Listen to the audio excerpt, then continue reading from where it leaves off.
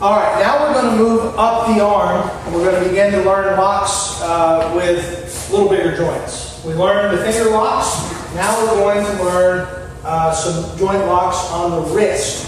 We're going to begin with what is called the outer wrist lock, or the outside wrist lock. The outside wrist lock simply means that I'm going to rotate his hand this direction, and I'm going to take him down this way. Now, the outer wrist lock is done in different ways depending on what my intention is.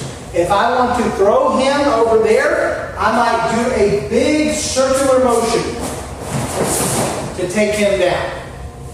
However, my preferred method is to again use the tightening circle, the small circle principle, and instead of making a big circle, I'm going to make a small circle right down to here. And he's down, and now I have control over him. I'm here, I can lock here, I have control over his elbow, I can control here. There's a lot that I can do. I can get down and grapple with him, or if I'm a police officer, cuff. There's a lot of things that I can do from here. So come back up, please.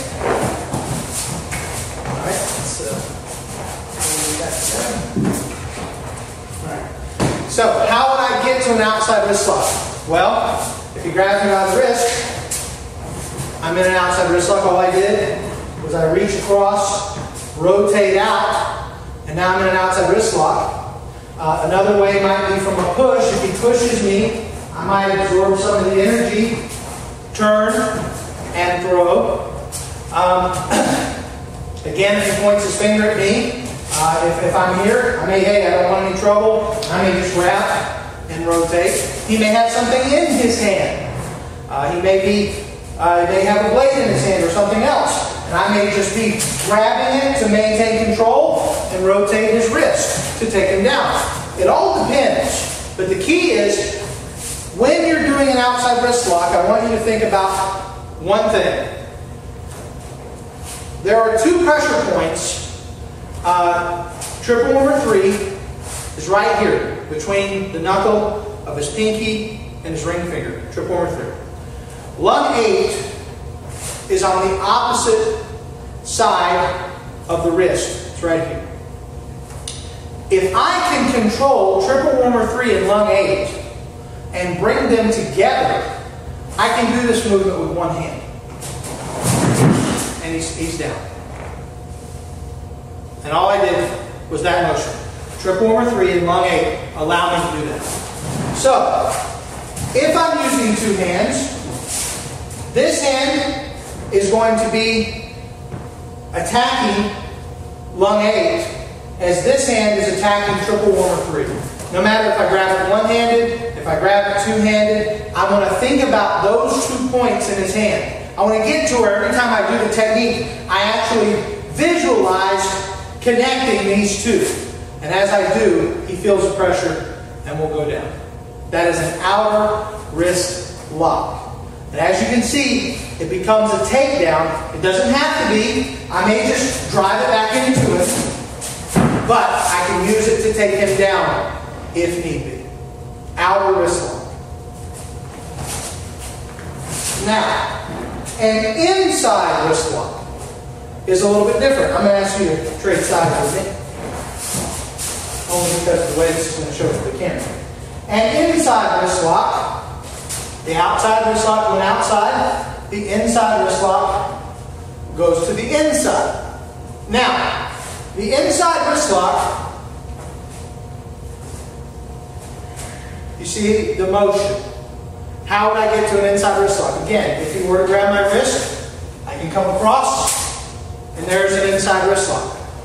I'm rotating this towards his shoulder, and that produces the lock. I'm locking into the hand, rotating onto the knuckles and down. That is an inside wrist lock. This is not my favorite lock, but it is something that I've seen a lot of people use with great effectiveness. I just find it more difficult to get to. So I'm going to show you a variation of the inside wrist lock. The variation is actually called the Nikio lock. the Nikio lock, instead of going all the way around to here, simply bring the hand up halfway to where the pinky is to the sky. Make a small circle here, and you go straight down. Just like this. I want to show you again the hand position on this because a lot of people I see have trouble with this. People have trouble with this because they don't want to put their thumb under here. They want to try and make this happen. This will not happen. There's no leverage. My thumb has to be up under this crease. My hand has to reach around. Now I rotate and it creates a lock. And this leads us into the next lock because we did outside wrist lock, we did inside wrist lock, we did Nikio lock. Now we're going to do what's called a bent elbow wrist lock. If I have his hand in this position, if I bend his elbow, this will point this part of his wrist towards his center line, and I'm going to attack center line. As I bring this back, it creates pain. Now, if I really want to create pain, which I do, as I lock this over, there is a nerve right here near the crease of his elbow. Lung point number 5, if you're looking at a chart. It's actually a little off of lung 5. Actually, lung 5 is here. It's up here, but the angle is this angle. So I don't want to grab and pinch back. If I grab and pinch back, he hurts, he feels that. If I pinch the way the angle goes, he feels that, and it's much more effective. I want to go with the point towards the hand. That is the angle of direction. Lung point number 5 is towards his hand. And again, how would I get to that lock? Well, I could start from a wrist grab, slide up, there, and I could knee, I could strike, I could switch. There's all kinds of things I could do. I could go from here, there's my 2-finger hold. Done a little bit differently.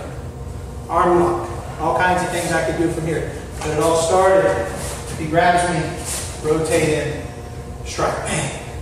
I've got it. Now, when you think about this lock, a lot of people practice this from a lapel grab. Somebody lapel grabs, you reach across, you go here, you lock here. I have found that is very difficult to do if the guy really has you cinched up.